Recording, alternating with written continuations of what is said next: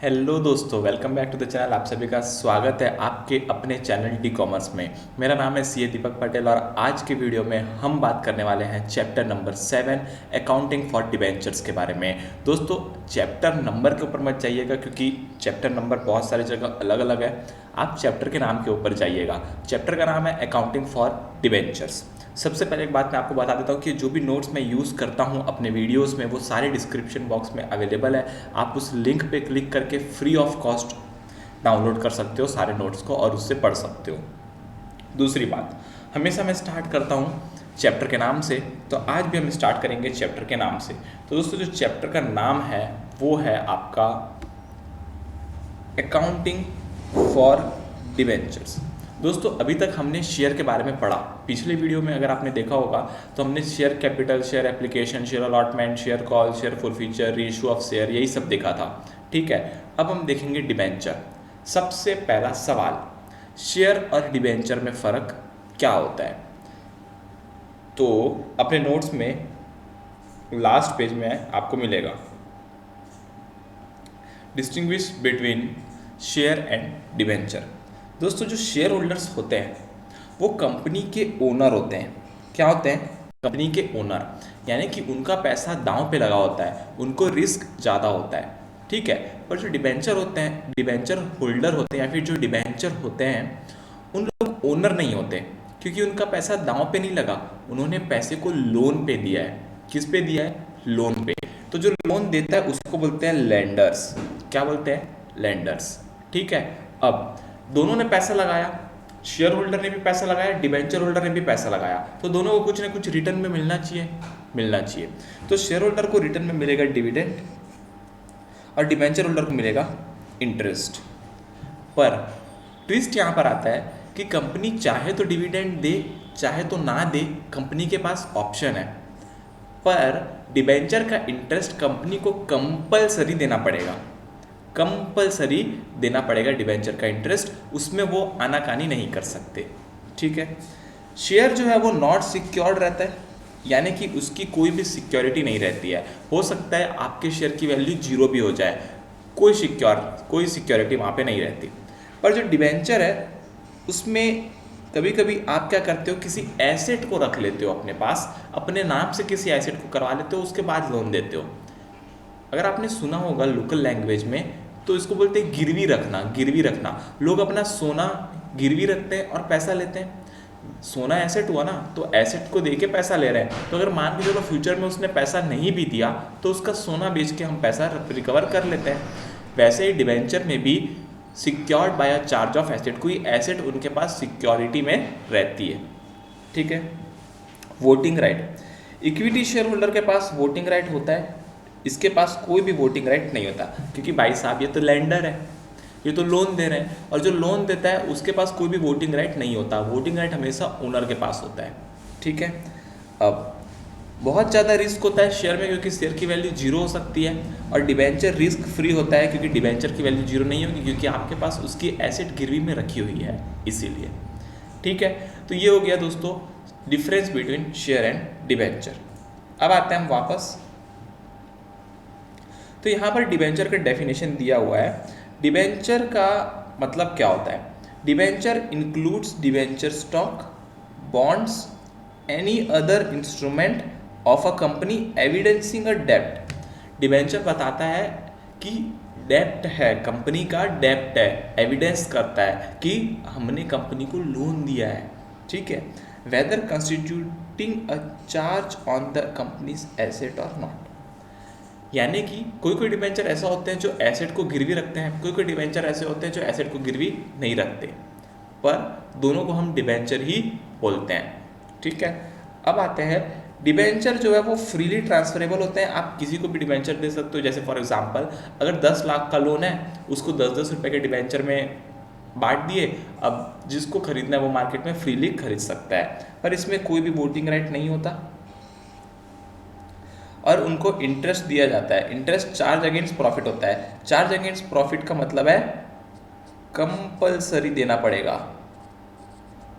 Compulsory देना पड़ेगा, loss होगा तो भी देना पड़ेगा, इसको हम बोलते हैं चार्ज अगेंस्ट प्रॉफिट। ठीक है, फिर आते हैं टाइप्स ऑफ डिबेंचर में।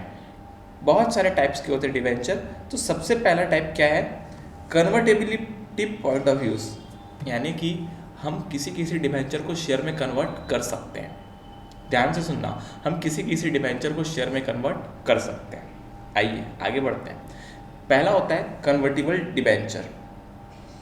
Convertible debenture which can be converted into equity share of the issuing company, can be converted into equity share of the issuing company after a predetermined period of time। For example हमने debenture issue किया, हमने बोला 20 साल के बाद ये debenture share में convert हो जाएगा, तो इसको बोलेंगे कन्वर्टिबल डिबेंचर। अब यहाँ पर पार्टली कन्वर्टिबल डिबेंचर भी हो सकते हैं। पार्टली कन्वर्टिबल डिबेंचर यानी कि आधा डिबेंचर कन्वर्ट होगा और आधे को हम पैसा वापस दे देंगे, ठीक है, इसको हम बोलते हैं पार्टली कन्वर्टिबल डिबेंचर। और ये कब डिसाइड होता है, टाइम ऑफ सब्सक्रिप्शन के समय डिसाइड होता है कि भाई साहब कितना वापस देना है और कितना कैश देना है, कितना शेयर देना है वो, ठीक है। फुल्ली कन्वर्टिबल डिबेंचर यानी कि पूरा 100% डिबेंचर आपका इक्विटी शेयर में कन्वर्ट हो जाएगा और फिर आप बन जाओगे ओनर ऑफ द कंपनी। फिर आएगा नॉन कन्वर्टिबल डिबेंचर, जो कि कन्वर्ट नहीं होगा, और कन्वर्ट नहीं होगा तो इसका इंटरेस्ट रेट हाई होगा, और इंटरेस्ट रेट हाई होगा तो यहाँ पर जब टर्म खत्म हो जाएगा, जब इसका समय खत्म हो जाएगा, तब आपको शेयर नहीं मिलेगा, आपको आपका पैसा वापस मिल जाएगा, ठीक है। ये होता है non convertible debenture. Non convertible debenture में सिक्योर्ड डिबेंचर होते हैं जहाँ पर आप किसी एसेट को गिरवी रखते हो, अनसिक्योर्ड डिबेंचर होते हैं जहाँ पर आप किसी भी एसेट को गिरवी नहीं रखते हो, ठीक है। फिर होता है रिडीमेबल डिबेंचर। रिडीमेबल डिबेंचर यानी कि जो एक फिक्स्ड टर्म के बाद आपका पैसा वापस कर देते हैं, ठीक है, तो उसको बोलते हैं रिडीमेबल। रिडीमेबल में क्या होता है, ईच ईयर आपको इंटरेस्ट मिलेगा, ठीक है, आप एक स्पेसिफाइड डेट पे अपना पैसा वापस ले सकते हो। और इररिडीमेबल और परपेचुअल डिबेंचर यानी कि क्या होता है, इररिडीमेबल और परपेचुअल डिबेंचर कभी रिडीम नहीं होते, ये चलते रहते हैं। अगर आपको बेचना है तो आप किसी और को बेच दो, पर कंपनी जल्दी वापस नहीं लेती है, ठीक है। ये जब कंपनी बंद होती है तभी इसका सेटलमेंट होता है, नहीं तो सेटलमेंट नहीं होता। इसको बोलते हैं इररिडीमेबल और परपेचुअल डिबेंचर, ठीक है। फिर अब हमने समझ लिया डिबेंचर के टाइप्स क्या होते हैं, क्या होता है क्या नहीं होता, इंटरेस्ट मिलता है, इसमें सब हमने पढ़ लिया। अब हम आते हैं इसके जर्नल एंट्रीज पे कि जर्नल एंट्रीज इसकी कैसे करनी है और कब करनी है। देखो दोस्तों, अगर आपने शेयर वाला चैप्टर अच्छे से ध्यान से पढ़ा है ना, तो आपको कुछ नहीं करना, खाली शेयर वर्ड को रेप्लिकेट करके डिबेंचर करना है, बाकी सारी एंट्रीज सिमिलर है। ध्यान से सुनना, अगर आपने शेयर कैपिटल वाला चैप्टर अच्छे से पढ़ा है तो आपको कुछ भी नया नहीं करना, खाली शेयर वर्ड को रेप्लिकेट करना है डिबेंचर वर्ड से, सारी एंट्री सेम होनी है, सारी एंट्री सेम होनी है। तो अब हम देखेंगे कि अगर मैं कैश में इशू करता हूँ तो क्या होता है, डिबेंचर की एंट्री कैसे होती है। तो देखो सबसे पहले क्या लिखा हुआ है, debenture are said to be issued at par when their issue price is equal to the face value. Journal entries recorded for such issues are. अभी हम बात कर रहे हैं issue at par. Issue at par यानी कि 100 रुपये के डिबेंचर को, 100 रुपये के डिबेंचर को जिसकी फेस वैल्यू 100 है, उसको 100 रुपये में इशू करना, इसको हम बोलेंगे एट पार, ठीक है। अब अगर पूरा अमाउंट एक इंस्टॉलमेंट में मिल जाएगा, 1 इंस्टॉलमेंट में पूरा अमाउंट मिल जाएगा, तो एक ही बार में सारा पैसा मिल गया, तो एंट्री भी एक ही बार में पास हो जाएगी। क्या एंट्री होगी, बैंक अकाउंट डेबिट पैसा आया to debenture application and allotment, debenture application and allotment debit to debenture. Same है, शेयर में हम वही कर देते हैं, शेयर एप्लीकेशन एंड अलॉटमेंट। अब शेयर की जगह वर्ड आ गया डिबेंचर। पहली एंट्री में देखो पैसा आया तो बैंक डेबिट हो गया, ठीक है, और एप्लीकेशन क्रेडिट हो गया। फिर जब हमने अलॉट किया तो एप्लीकेशन को डेबिट किया और शेयर कैपिटल को डिबेंचर को क्रेडिट किया। देखो अभी भी मेरे वर्ड मुंह से शेयर कैपिटल निकल रहा है क्योंकि वो सेम होता है ना, इसीलिए। तो टू डिबेंचर्स, ठीक है। अब डिबेंचर लायबिलिटी है, डिबेंचर लायबिलिटी है तो लायबिलिटी क्रेडिट होती है, इसलिए डिबेंचर को क्रेडिट कर दिए, ठीक है। और बैंक एसेट है, एसेट है तो बैंक डेबिट हो जाएगा अगर बढ़ेगा तो, बैंक बढ़ रहा है पैसा आ रहा है तो डेबिट हो गया। और ये डिबेंचर एप्लीकेशन तो कैंसिल हो गया, दोनों साइड, इस साइड और इस साइड कैंसिल, ठीक है, समझ आई आपको एंट्री। अगर पूरा अमाउंट एक इंस्टॉलमेंट में मिलता है तो क्या एंट्री करनी है। फिर अगर पूरा अमाउंट 2 इंस्टॉलमेंट में मिलता है, कितने इंस्टॉलमेंट में, 2 इंस्टॉलमेंट में, यानी कि अब हमारे पास एप्लीकेशन के लिए भी पैसा आएगा और अलॉटमेंट के लिए भी पैसा आएगा। तो ईजी है, ईजी है। जब पैसा आएगा तब बैंक अकाउंट डेबिट, जब पैसा आएगा तब बैंक अकाउंट डेबिट, और एप्लीकेशन का पैसा आएगा तो एप्लीकेशन क्रेडिट। जब भी एप्लीकेशन का पैसा आएगा तो bank account debit to application, और फिर इस एप्लीकेशन को ट्रांसफर कर देंगे डिबेंचर अकाउंट में। इजी। फिर जब अलॉटमेंट का पैसा आएगा तो अलॉटमेंट के पैसे में भी एंट्री सेम होगी, पर अलॉटमेंट के केस में हमेशा ड्यू एंट्री पहले होती है। मैंने आपको बताया था शेयर वाले चैप्टर में भी कि अलॉटमेंट के समय पहले कंपनी पैसा मंगाएगी, उसके बाद पैसा आएगा। एप्लीकेशन के टाइम पे ऐसा नहीं होता। एप्लीकेशन के टाइम पे क्या होता है, पहले पैसा आता है, उसके बाद कंपनी उनको डिबेंचर या शेयर अलॉट करती है। पर अलॉटमेंट के टाइम पे पहले कंपनी पैसा मंगाती है, उसके बाद पैसा आता है। ठीक है, तो पहले होगी ड्यू की entry, debenture allotment debit to debenture. ठीक है, ये होगी पहले एंट्री, और उसके बाद पैसा आएगा bank account debit to debenture allotment account. Easy. अब हमने ये एंट्री क्यों पास की, क्योंकि डिबेंचर लायबिलिटी है तो क्रेडिट, और डिबेंचर अलॉटमेंट डेबिट क्यों किया, क्योंकि ये ड्यू है, इनसे पैसा लेना है। फिर जब इनसे पैसा ले लिए तो यहाँ पर इसको क्रेडिट कर दिए ना, इसका अकाउंट क्लोज हो गया, और बैंक अकाउंट को डेबिट कर दिए। बैंक अकाउंट को डेबिट क्यों किए, क्योंकि बैंक में पैसा आ गया इसीलिए। ठीक है, आई होप आपको ये सारी चीज़ें अच्छे से समझ आ गई हो। इसके बाद अगर 2 इंस्टॉलमेंट से ज़्यादा में पैसा मिलेगा तो पहले एप्लीकेशन आएगा, फिर अलॉटमेंट आएगा, और उसके बाद आएगा आपका फर्स्ट कॉल, और फिर फर्स्ट कॉल का पैसा मिलेगा।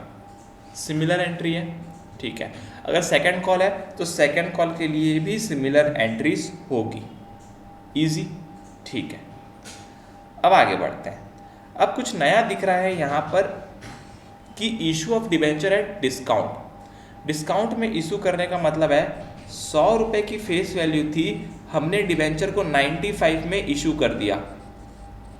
कम में इशू किया तो इसको हम बोलेंगे डिस्काउंट। कितना डिस्काउंट, 5 रुपये। Easy, easy. और अब ये जो डिस्काउंट रहता है इसको कहाँ पे दिखाना है पता है, the discount on issue of debentures can be written off either by debiting it to or out of securities premium reserve if any during the lifetime of debenture। देखो, सबसे पहले तो issue at discount account debit करेंगे, और फिर issue at discount account debit करने के बाद अगर इसको क्लोज करना होगा तो इसको सिक्योरिटी प्रीमियम रिजर्व से क्लोज कर सकते हैं। ठीक है, आगे discount on issue of debenture to be written off within 12 months of the balance sheet date or the period of operating cycle shown under other current asset, and the part which is to be written off after 12 months is shown as other non-current asset. The Companies Act does not impose any restriction upon the issue of debenture at a discount. Company कोई भी restriction impose नहीं करता है, यानी कि आप discount पे issue कर सकते हो, पर क्या आप शेयर को डिस्काउंट पे इशू कर सकते हो, नहीं। अगर आपको याद होगा तो कंपनीज एक्ट बोलता है कि आप शेयर को डिस्काउंट पे इशू नहीं कर सकते, पर यहाँ पर बोल रहा है कंपनीज एक्ट कि आप डिबेंचर को डिस्काउंट पे इशू कर सकते हो। कोई दिक्कत, कोई दिक्कत नहीं। आते हैं एक छोटे से इलस्ट्रेशन में।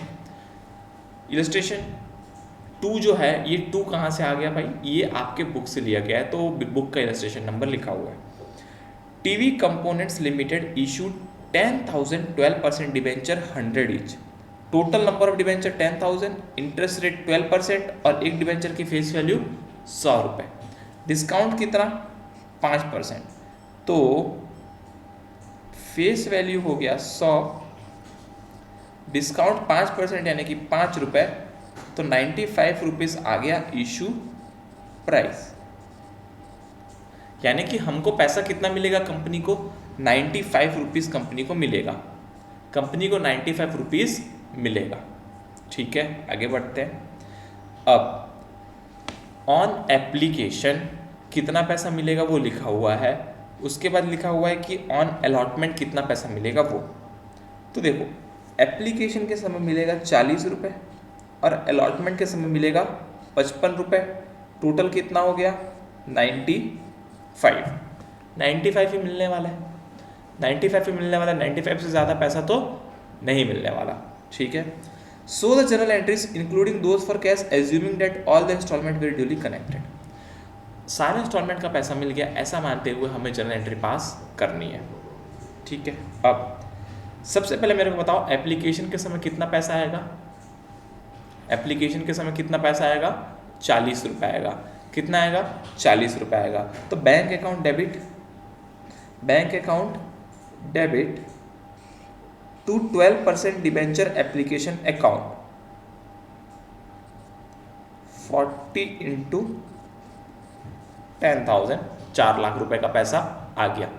कोई दिक्कत, एप्लीकेशन में पूरा पैसा आ गया, कोई दिक्कत नहीं है। अब एप्लीकेशन के पैसे को हम डिबेंचर में ट्रांसफ़र कर देंगे। तो 12% debenture account debit to 12% debenture 4 lakh. तो अब यहाँ पर डिबेंचर एप्लीकेशन का अकाउंट क्लोज हो चुका है। ठीक है, अब आते हैं अलॉटमेंट में। अलॉटमेंट कितने का है 55 का, यानी कि पैसा कितना मिलेगा 55। डिस्काउंट कितना है 5 रुपये। ठीक है, तो पहले हम पैसा मंगाएंगे, ड्यू की एंट्री पहले होगी, तो पैसा मंगाएंगे तो 12% debenture allotment debit discount on issue of debenture debit to 12% debenture. Discount debit क्यों हुआ, डिस्काउंट डेबिट क्यों हुआ, क्योंकि ये एक्सपेंस है और एक्सपेंस बढ़ता है तो डेबिट होता है, तो डिस्काउंट को हमने डेबिट कर दिया। डिबेंचर अलॉटमेंट को डेबिट किया क्योंकि इतना पैसा ड्यू है और 12% डिबेंचर हमारी लायबिलिटी है, इसलिए उसको क्रेडिट कर दिया। ठीक है, इजी। अब डिस्काउंट कितना था 5 रुपये, डिस्काउंट कितना था 5 रुपये, तो ये आ गया 5 इंटू 10,000। पैसा कितना मिलना था 55 रुपये, तो 55 इंटू 10,000 और दोनों का टोटल कितना हो गया 60 इंटू 10,000, 6 लाख। एक बात आपको ध्यान में रखनी है, कंपनी पैसा कितना भी ले, कंपनी पैसा 100 से कम ले, 100 से ज़्यादा ले, 100 से 3 गुना ज़्यादा ले, 100 से 3 गुना कम ले, कितना भी कंपनी पैसा ले, पर हमेशा डिबेंचर अकाउंट में ट्रांसफ़र जो होता है वो फेस वैल्यू से ही होता है। हमेशा डिबेंचर अकाउंट में ट्रांसफ़र होता है वो फेस वैल्यू से ही होता है, यानी कि डिबेंचर अकाउंट का टोटल हमेशा 100 रुपये ही होगा। इस क्वेश्चन में भी देख लो, डिबेंचर में यहाँ पर 40 ट्रांसफ़र हुआ था और यहाँ पर 60 ट्रांसफ़र हुआ है, तो 40 और 60 हो गया 100। ईजी। एक बात याद रखना, हमेशा डिबेंचर अकाउंट जब भी क्रेडिट होगा तो वो फेस वैल्यू से क्रेडिट होगा। कौन से वैल्यू से, फेस वैल्यू से। ठीक है, उसके बाद जब पैसा आएगा तो bank account debit to 12% debenture allotment account और 55 रुपये आएगा, 55 रुपये आएगा। ईजी है। तो ये था आपका एक इलस्ट्रेशन। और उसके बाद मैंने आपको बताया था कि आपको सिक्योरिटी प्रीमियम रिजर्व से राइट ऑफ करना है डिस्काउंट को।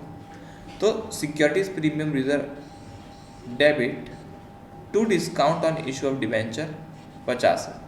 ये 50 यहाँ पर नहीं आएगा, यहाँ पर आ जाएगा।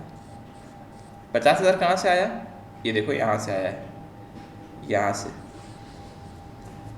ठीक है, ये 50,000 डेबिट था, इसको क्रेडिट कर दिए और ट्रांसफ़र कर दिए सिक्योरिटीज़ प्रीमियम रिजर्व अकाउंट में।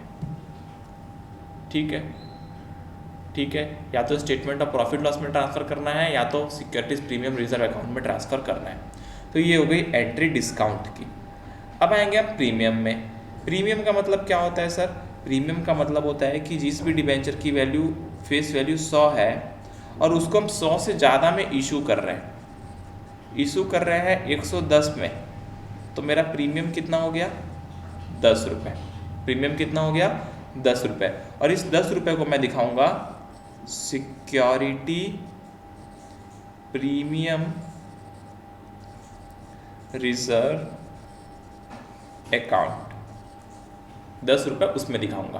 तो जब भी हम फेस वैल्यू से ज़्यादा पे इशू करते हैं, तो जितना ज़्यादा पे इशू करते हैं उसको हम बोलते हैं सिक्योरिटी प्रीमियम रिजर्व अकाउंट, जिसको हम रिजर्व एंड सरप्लस में दिखाते हैं। आइए देखते हैं इसका इलस्ट्रेशन। एक बात याद रखना, मैंने आपको क्या बोला था पिछले इलस्ट्रेशन में कि डिबेंचर हमेशा फेस वैल्यू से क्रेडिट होता है। देखते हैं इस क्वेश्चन में ऐसा होता है कि नहीं।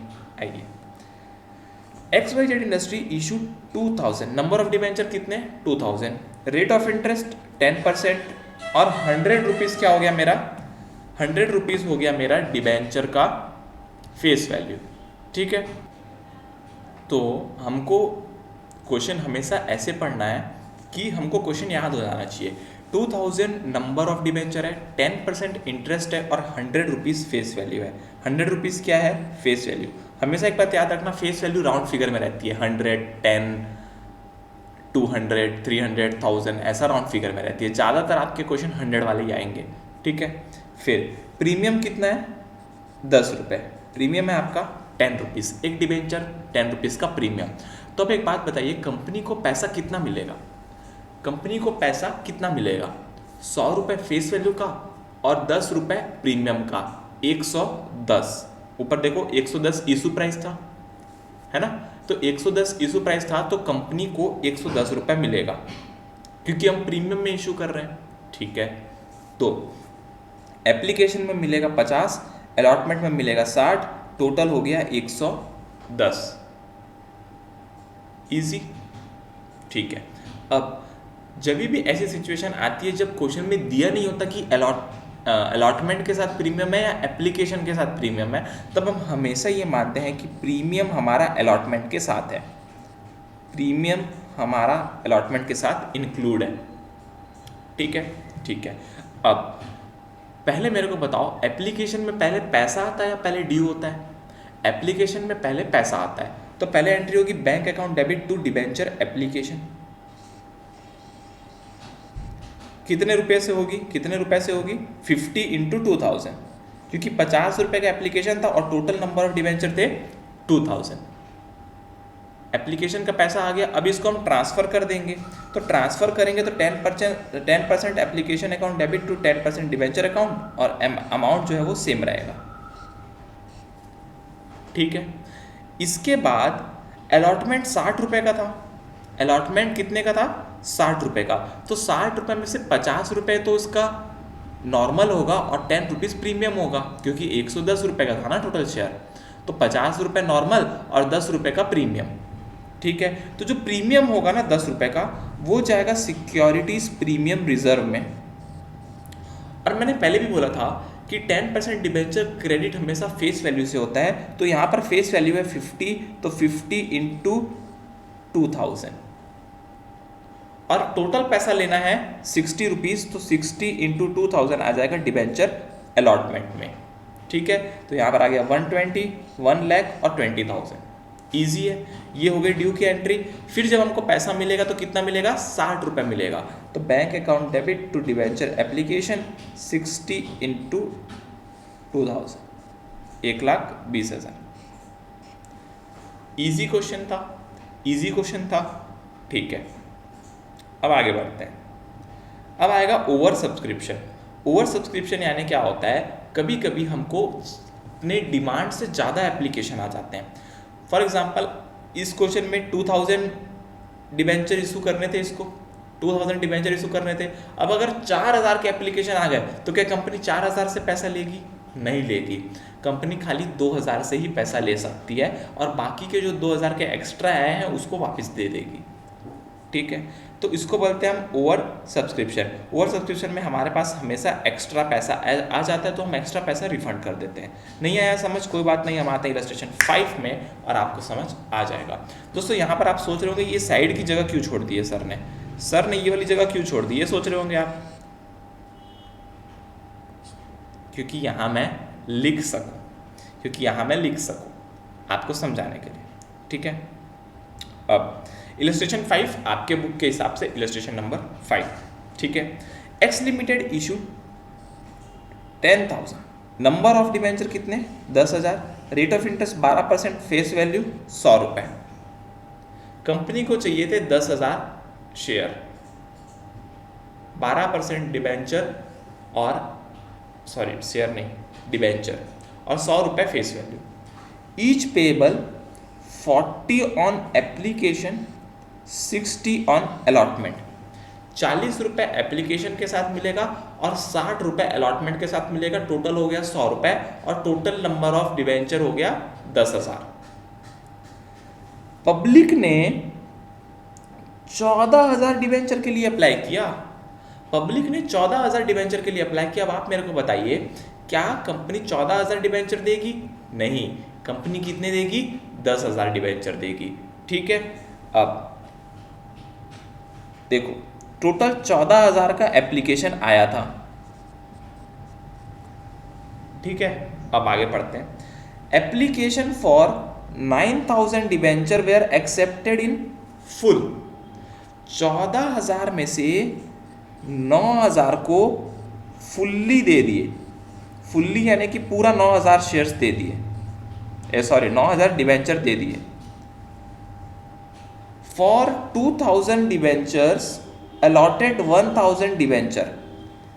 उसके बाद जिन्होंने 2,000 के लिए अप्लाई किया था उसको इन्होंने 1,000 दे दिया डिबेंचर। उसके बाद लिखा है रिमेनिंग एप्लीकेशंस वर रिजेक्टेड। तो रिमेनिंग कितने हुए बताओ?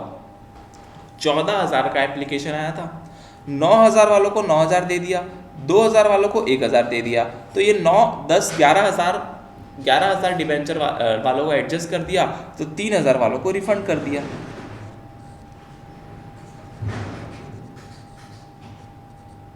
इजी, 3,000 वालों को रिफंड कर दिया। इजी। तो देखो टोटल डिबेंचर कितना हो गया? 10,000 और हमको देना कितना था? 10,000। इजी। एक बार और, 14,000 डिबेंचर का एप्लीकेशन आया, मेरे को 10,000 देने थे, तो मैंने 9,000 वालों को पूरा 9,000 दिया, 2,000 वालों को 1,000 दिया और बाकी के 3,000 वालों को रिफंड कर दिया। ठीक है, तो मेरे डिबेंचर हो गया 10,000 इशू और मेरा एप्लीकेशन टोटल 14,000 का सेटलमेंट हो गया। अब आते हैं एंट्री में। मेरा पहला सवाल, एप्लीकेशन में कितने नंबर ऑफ डिबेंचर का पैसा आया होगा? अमाउंट तो 40 है, अमाउंट तो 40 है, एप्लीकेशन में कितने नंबर ऑफ डिबेंचर का पैसा आया होगा? द राइट आंसर इज 14,000 का आया होगा, क्योंकि एप्लीकेशन 14,000 का आया तो पैसा भी 14,000 का आएगा। तो बैंक अकाउंट डेबिट होगा 14,000 into 40, 5,60,000। Bank account debit to 12% debenture application account. 14,000 से पैसा आएगा क्योंकि एप्लीकेशन 14,000 के हिसाब से आया था। इजी। अब क्या मैं पूरा एप्लीकेशन का पैसा रख लूं? क्या मैं पूरा एप्लीकेशन का पैसा रख लूं?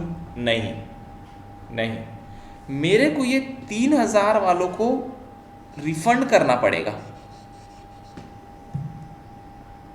3,000 वालों को रिफंड करना पड़ेगा और बाकी का जो पैसा है वो 12% डिबेंचर में ट्रांसफर करना पड़ेगा। ठीक है, तो अब आते हैं सेकेंड एंट्री में। सेकेंड एंट्री बहुत ईजी है। देखो, सबसे पहले बैंक से पैसा जा रहा है तो मैंने कर दिया टू बैंक अकाउंट। कितने लोगों का पैसा देना था?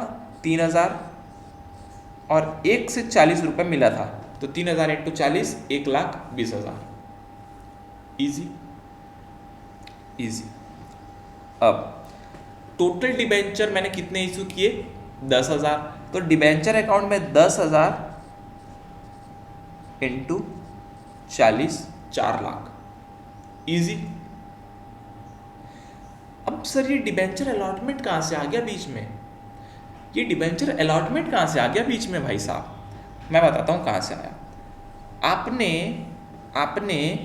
2,000 एप्लीकेशन के बदले 1,000 डिबेंचर दिए थे, तो जो बाकी के 1,000 बच गए वो एडवांस मनी हो गया, क्योंकि एप्लीकेशन मनी तो 2,000 का आया था पर आपने शेयर 1,000 दिया, तो 1,000 का क्या हो गया?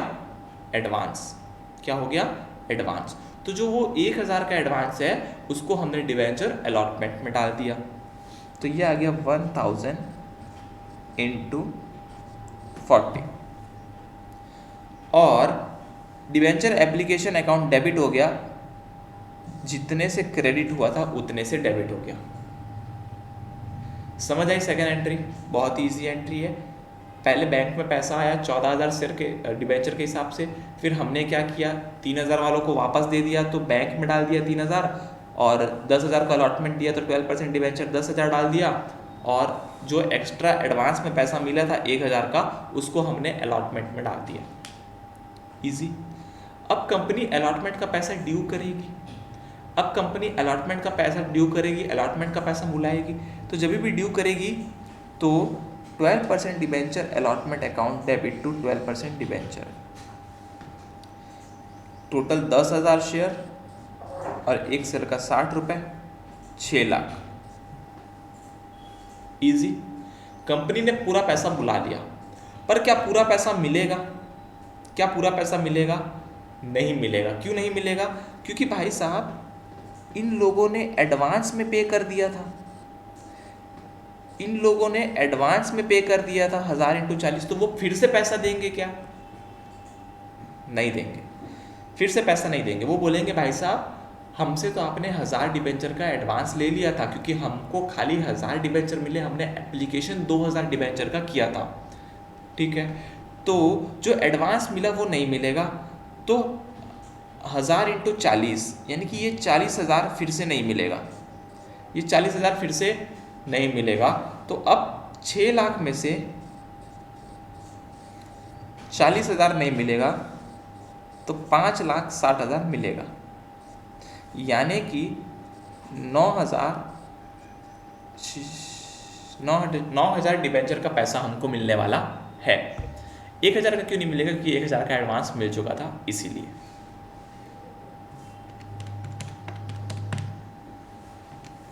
आप इसको मत देखना है ना, ये ऐसे ऐसे मत सोचना, ऐसे मत सोचना, ऐसे सोचोगे तो फिर गड़बड़ होगा, उसमें बहुत कैलकुलेशन मिस्टेक होगा, ठीक है। तो आप बस ऐसे सोचना कि भाई साहब जितना पैसा एडवांस में था उसको मैंने माइनस कर दिया, इजी। तो जितना बचा उतना मेरे को लिखना है। Bank account debit to debenture allotment. यहाँ पर हो गया हमारा पार, डिस्काउंट, प्रीमियम, तीनों कॉन्सेप्ट कवर। अब हम आएंगे जब हम अदर देन कैश, जब हम कैश के सिवाय डिबेंचर इशू करते हैं तब। तो जब मैं एसेट खरीदूंगा तो asset account debit to vendor, और अगर वेंडर को एट पार दे रहा हूँ, क्या दे रहा हूँ? एट पार दे रहा हूँ, तो vendor account debit to debenture. पर अगर डिस्काउंट में दे रहा हूँ तो, डिस्काउंट में दे रहा हूँ तो vendor debit, discount debit to debenture, और प्रीमियम में दे रहा हूँ तो vendor debit to debenture to securities premium reserve account. समझ आया आपको? पार, प्रीमियम और डिस्काउंट का कॉन्सेप्ट समझ आया? ठीक है। नंबर ऑफ डिबेंचर कैसे कैलकुलेट करना है? नंबर ऑफ डिबेंचर यानी कि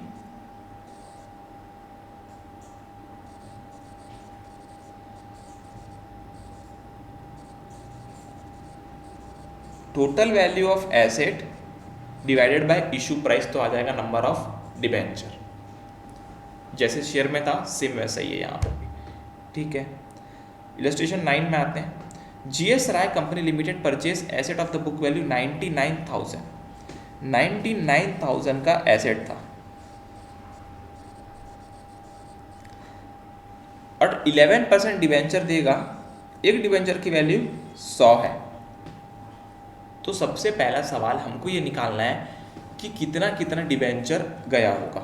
तो एट पार में 99,000 डिवाइडेड बाय 100, तो 990 डिबेंचर गया होगा, 990 डिबेंचर गया होगा। एट डिस्काउंट में 99,000, डिस्काउंट कितना है? 10%, देखो 10%, तो वैल्यू कितनी हो गई? 100 माइनस 10%, यानी कि 100 में से 10 माइनस कर दो 90।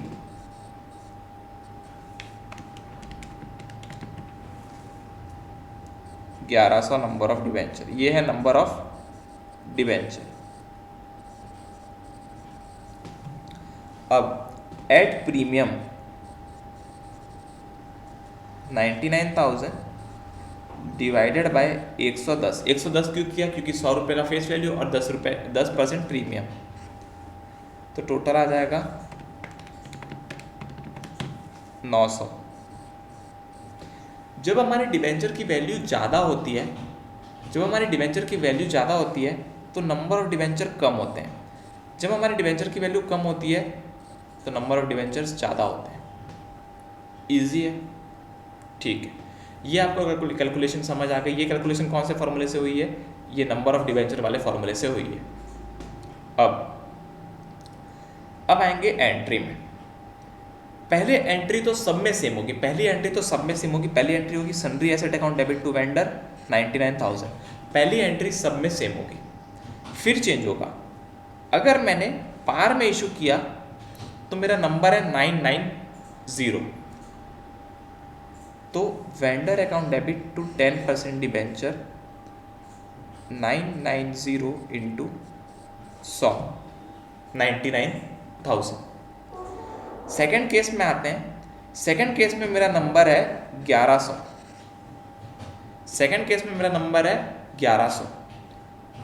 Vendor account debit discount account debit to 10% debenture account. मैंने आपको बताया था 10% डिबेंचर अकाउंट हमेशा फेस वैल्यू से क्रेडिट होता है, तो 100 इंटू 1100, ठीक है। 100 इंटू 1100 तो हो गया 1,10,000। अब डिस्काउंट कितना था? 10 रुपये, 10 इंटू 1100, पैसा कितना मिला? 90 इंटू 1100। ईजी था। देखो वेंडर को अभी भी 99,000 ही मिल रहा है। वेंडर को कोई नुकसान हुआ क्या? नहीं।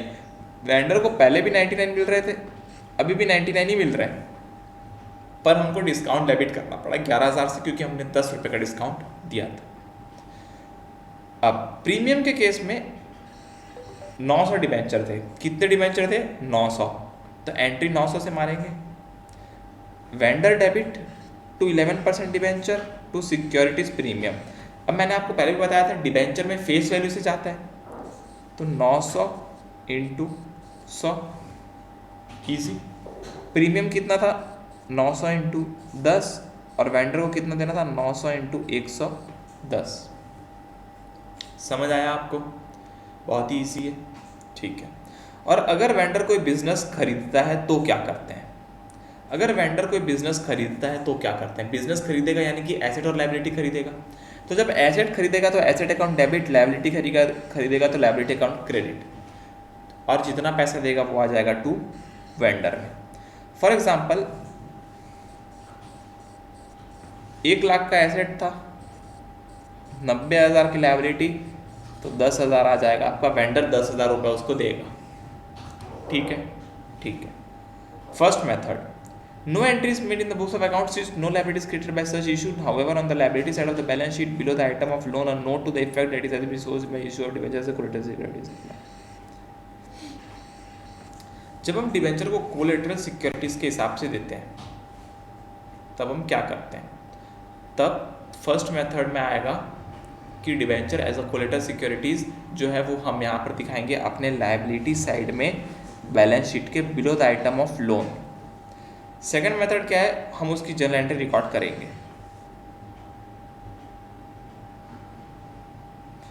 देखो ये जो कॉन्सेप्ट, ये यहाँ से हटा देना ना हेडिंग, ये हेडिंग नहीं है इसकी हेडिंग है कोलेटरल सिक्योरिटी। बिजनेस वाला कॉन्सेप्ट इतना ही था और अब आ जाएंगे कोलेटरल सिक्योरिटी। पहला मेथड बोलता है कि कोलेटरल सिक्योरिटी के, अभी पहले एक बात बताओ, कोलेटरल सिक्योरिटी होता क्या है? कोलेटरल यानी कि गिरवी रखना। जब हम अपने डिबेंचर को गिरवी रखते हैं तब दो मेथड होते हैं। गिरवी रख रहे हैं तो पहला मेथड ये बोलता है कि कोई भी एंट्री पास मत करो, खाली आप नोट में बता दो। कहाँ बता दो? नोट में बता दो कि हमने कुछ डिबेंचर गिरवी रखे हैं, पहला मेथड। दूसरा मेथड बोलता है कि नहीं भाई, आप इसकी भी एंट्री पास करो। तो अभी इसकी एंट्री पास करने के लिए डिबेंचर सस्पेंस अकाउंट बनाएंगे। क्या बनाएंगे? डिबेंचर सस्पेंस, क्योंकि सस्पेंस है यहाँ पर, हमको पता नहीं कि हम गिरवी पे कर पाएंगे कि नहीं, तो ये सस्पेंस हो गया। तो issue of 10,000 number of debenture, 9% interest rate, 100% face value as collateral security for the bank loan of 10 lakh. हमने बैंक से 10 लाख का लोन लिया और उसको गिरवी दे दिया अपना debenture. Debenture suspense account debit to 9% debenture 10 lakh, ठीक है। Debenture suspense account debit to 9% debenture 10 lakh. अब यहाँ से दो प्रोबेबिलिटी बचती है, या तो हम बैंक को पैसा वापस दे देंगे, वो हमको डिबेंचर वापस दे देगा, या तो हम बैंक को पैसा नहीं देंगे और बैंक डिबेंचर रख लेगा। इजी। अगर हमने बैंक को पैसा वापस दे दिया तो हम इसी एंट्री को रिवर्स कर देंगे। क्या कर देंगे? इसी एंट्री को रिवर्स कर देंगे। तो 9% debenture account debit to debenture suspense 10 lakh, इसी एंट्री को रिवर्स कर दिया। देखो रिवर्स कब किया? जब हमने बैंक को पैसा दे दिया और अपना डिबेंचर वापस ले लिया। पर अगर ऐसा नहीं किया होता, अगर ऐसा नहीं किया होता तो मैं क्या करता? तो मैं एक एंट्री पास करता, इफ लोन नॉट पेड, तो मैं एंट्री पास करता bank loan debit to debenture suspense, यानी कि मेरे बैंक लोन को मैं सस्पेंस अकाउंट से एडजस्ट कर देता। हालांकि ऐसे क्वेश्चन आने की प्रोबेबिलिटी बहुत कम है, फिर भी मैंने आपको बता दिया है। अब आते हैं terms of issue of debenture. बहुत ही अच्छा, बहुत ही इजी टॉपिक है। अब यहाँ पर टोटल नंबर ऑफ केसेस जो है वो है 6 टाइप के केस हो सकते हैं। पहले मैं आपको बता दूं, अभी तक हम पढ़ रहे थे कि 100 रुपये में फेस वैल्यू है और इशू प्राइस कितनी होती थी? इशू प्राइस या तो 95 होती थी, या तो 100 होती थी, या तो 110 होती थी। 100 रुपये की फेस वैल्यू होती थी और इशू प्राइस 3 होती थी, at discount, at par, at premium. अब क्या होगा जब हम इसको रिडीम करेंगे? रिडीम करना यानी कि डिबेंचर को वापस देंगे। देखो, जब डिबेंचर को कंपनी देती है तो कंपनी पैसा लेती है, फिर कंपनी अपने डिबेंचर वापस लेती है और पैसा देती है, उसको बोलते हैं रिडेम्पशन। तो रिडेम्पशन के समय में क्या होगा? फेस वैल्यू 100 होगी और इसमें भी रिडीम एट प्रीमियम में हो सकता है। रिडीम एट प्रीमियम में हो सकता है, यानी कि रिडीम 100 रुपये के फेस वैल्यू को 110 रुपये कंपनी दे सकती है। आइए देखते हैं। पहला, अगर इशू पार में हो रहा है और रिडीम भी पार में हो रहा है, यानी कि इशू 100 रुपये में हो रहा है, रिडीम भी 100 रुपये में हो रहा है, तो bank account debit to debenture application and allotment जब पैसा आएगा तब 100 रुपये, और उस पैसे को ट्रांसफ़र कर देंगे डिबेंचर अकाउंट में 100 रुपये। कोई दिक्कत नहीं। सेकंड, जब इशू कर रहे हैं 95 में पर रिडीम कर रहे हैं 100 रुपये में, जब इशू कर रहे हैं 95 में, रिडीम कर रहे हैं 100 रुपये में, तो bank account debit to debenture application 95, क्योंकि 95 रुपये मिला, और अलॉटमेंट में 95 आएगा, डिस्काउंट में 5 आएगा और डिबेंचर में 100 आएगा, क्योंकि डिबेंचर वाला पैसा हमको वापस करना है। जो भी हम रिडीम करते हैं वो डिबेंचर अकाउंट में जाता है, तो रिडीम 100 रुपये में हुआ तो 100 रुपये वहाँ आ गया, 95 डिबेंचर एप्लीकेशन एंड अलॉटमेंट हो गया और 5 रुपये का डिस्काउंट। इजी। फिर आएगा, अगर मैंने प्रीमियम 110 पे इशू किया और 100 रुपये पे रिडीम किया, तो पैसा आएगा 110 बैंक में, इसको 110, इसको 100 और इसको 10 रुपये में सिक्योरिटी प्रीमियम में डाल दूंगा, और फिर से रिडीम पार में कर रहा हूँ तो जितने में रिडीम करूँगा उतना मैं डालूंगा डिबेंचर अकाउंट में। इजी, ठीक। उसके बाद कॉन्सेप्ट आता है इशू एट पार, यानी कि 100 रुपये में इशू किया, रिडीम किया प्रीमियम में।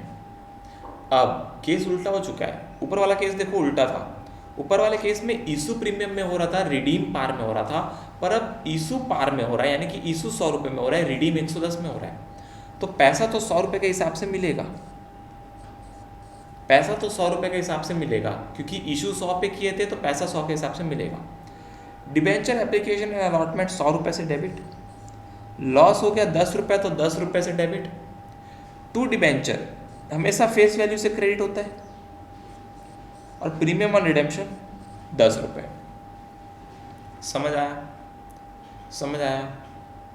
डिबेंचर एप्लीकेशन एंड अलॉटमेंट 100 रुपये से डेबिट होगा, क्योंकि इसका अकाउंट क्लोज करना है। क्लोज तब होगा जब ये 100 रुपये से डेबिट होगा। लॉस हो गया 10 रुपये का, क्योंकि अब 110 वापस करना है। 110 वापस करना है तो 100 रुपये डिबेंचर का वापस करना है और 10 रुपये प्रीमियम का वापस करना है। तो 100 रुपये की डिबेंचर की लायबिलिटी, 10 रुपये प्रीमियम की लायबिलिटी, दोनों क्रेडिट, 10 रुपये का लॉस डेबिट, और डिबेंचर एप्लीकेशन एंड अलॉटमेंट 100 रुपये डेबिट। ईजी। आगे बढ़ते हैं। Issue at discount, redeem at par. 95 में डिस्काउंट, 95 इशू किए और रिडीम कर रहे हैं 110 में।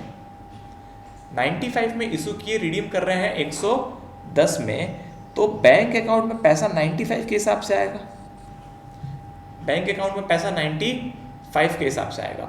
फिर डिबेंचर अलॉटमेंट को डेबिट करेंगे 95 से, डिबेंचर को करेंगे 100 से, प्रीमियम को करेंगे 10 से, और इस बार मेरा लॉस जो है वो हो जाएगा 15 रुपये का।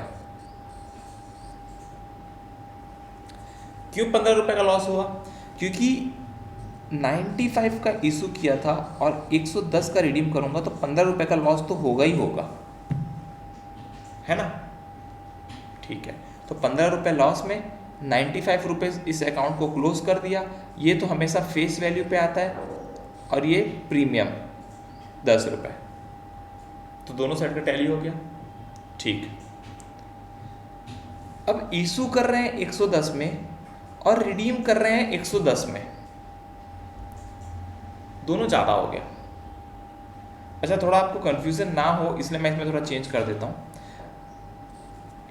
इशू कर रहे हैं 110 में, यानी कि 100 रुपये के डिवेंचर को 110 में इशू कर रहे हैं और उसको रिडीम करेंगे 115 में, तो पैसा कितना आएगा? 110 के हिसाब से पैसा आएगा 110 के हिसाब से। कोई दिक्कत नहीं, कोई भी दिक्कत नहीं, पैसा 110 के हिसाब से आएगा। अब ये तो आपका 110 रुपये debenture application and allotment debit होना ही होना है, ठीक है। अब डिवेंचर अकाउंट में फेस वैल्यू जाता है तो 100 रुपये चले जाएगा। सिक्योरिटीज प्रीमियम रिजर्व, ये जो 10 रुपये है यहाँ पर जो 10 रुपये है वो किसका है? सिक्योरिटीज प्रीमियम रिजर्व का, तो वो 10 यहाँ पर आ जाएगा। और जो यहाँ पर 15 रुपये है वो आ जाएगा premium on redemption 15, premium on redemption 15। तो हमको लॉस कितना होगा? 15। दोनों सेट का टारगेट मैच हो गया, 125 125। इजी था, इजी था। 2-4 बार आप पढ़ोगे तो आपको समझ आ जाएगा कि यहाँ पर हो क्या रहा है, ठीक है। देखो 110 रुपये मिला प्रीमियम का, तो हमने 110 से एंट्री मार दी। 110 तो डेबिट करना ही था क्योंकि एप्लीकेशन और अलॉटमेंट अकाउंट को क्लोज करना है। यहाँ पर हमेशा फेस वैल्यू से एंट्री होती है डिवेंचर में। सिक्योरिटीज प्रीमियम 10 था और प्रीमियम और रिडेम्पशन 15 था, और हमारा लॉस हो गया 15 रुपये का। ठीक ठीक। अब आते हैं हम इंटरेस्ट ऑन डिवेंचर। जब भी कोई कंपनी डिवेंचर इशू करती है तो उसके नाम के आगे या तो 8% या तो 10% ऐसा लगाती है, तो ये होता है इंटरेस्ट का रेट। और जब भी इंटरेस्ट देते हैं तो टीडीएस काटना कंपलसरी होता है। टीडीएस कैसे काटना है वो अभी आपको सीखने की ज़रूरत नहीं है। आपको सीखने की ज़रूरत है कि जब इंटरेस्ट ड्यू होता है तब क्या होता है, अब इंटरेस्ट पे होता है तब क्या होता है। जब इंटरेस्ट ड्यू होगा तो इंटरेस्ट एक्सपेंस है बिजनेस के लिए, इंटरेस्ट बिजनेस के लिए क्या है? एक्सपेंस, तो एक्सपेंस डेबिट, तो डिबेंचर इंटरेस्ट डेबिट। टीडीएस काट रहे हैं तो टू इनकम टैक्स पेबल, जितना टीडीएस रहेगा वो, और बाकी का टू डिबेंचर होल्डर अकाउंट, बाकी का टू डिबेंचर होल्डर्स अकाउंट, ठीक है। फिर डिबेंचर होल्डर को पे कर दिए बैंक। फॉर एग्जाम्पल 100 रुपये का इंटरेस्ट है, टीडीएस है मेरा 10%, 10 रुपये, तो 90 रुपीज़ मेरे को पे करना है। तो यहाँ पर आएगा 100, 10, 90, 90, 90, यानी कि 100 रुपये के इंटरेस्ट में डिबेंचर होल्डर को खाली 90 रुपये मिल रहा है और जो 10 रुपये TDS का वो कट जा रहा है। इजी, ठीक। अगर मैं इस इंटरेस्ट को प्रॉफिट लॉस में ट्रांसफर की एंट्री मारूँ तो स्टेटमेंट ऑफ प्रॉफिट और loss account debit to debenture interest account, और जब मैं पे करूँगा तो income tax payable account debit to bank, TDS pay करने की एंट्री। रिडेम्पशन में या तो आप लंप सम में रिडीम कर सकते हो, या तो इंस्टॉलमेंट में रिडीम कर सकते हो, या तो ओपन मार्केट से कंपनी खरीद सकती है, या तो कंपनी उसको कन्वर्ट करके नया डिबेंचर या नया शेयर दे सकती है। अगर लंप सम में आएगा तो debenture account debit to debenture holder to bank, क्योंकि बैंक से पैसा जा रहा है, बैंक एसेट है, एसेट कम हो रहा है तो क्रेडिट। डिबेंचर होल्डर लायबिलिटी है, क्रेडिट हो रही है, लायबिलिटी कम हो रही है तो डेबिट, और डिबेंचर लायबिलिटी है, ये लायबिलिटी कम हो रही है तो debit.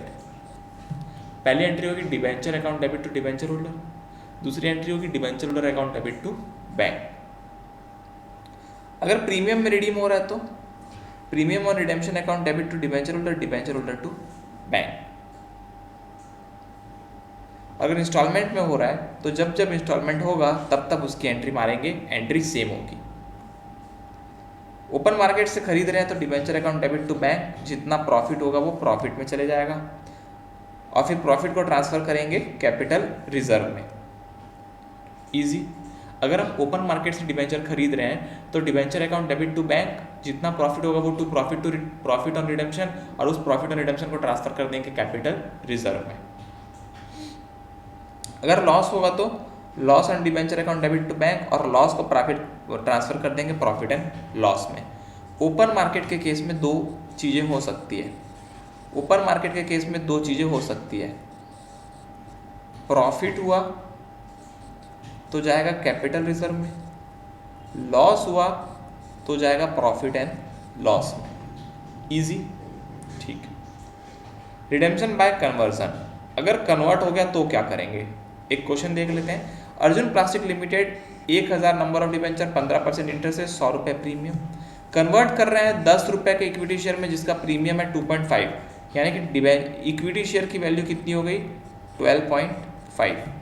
Company also redeem 500 debenture by utilising 50,000 out of profit.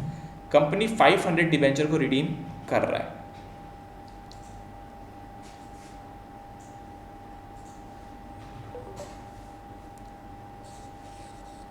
Total debenture थे 1000 और एक की वैल्यू थी 100, तो टोटल कंपनी को 1 लाख रुपए देना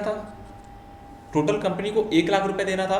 तो पहली एंट्री होगी 15% debenture account debit to debenture holder 1 lakh. Easy, कोई दिक्कत हो रही है क्या, तो आप बताओ। कोई दिक्कत हो रही है तो बताओ, नहीं हो रही है, ठीक है।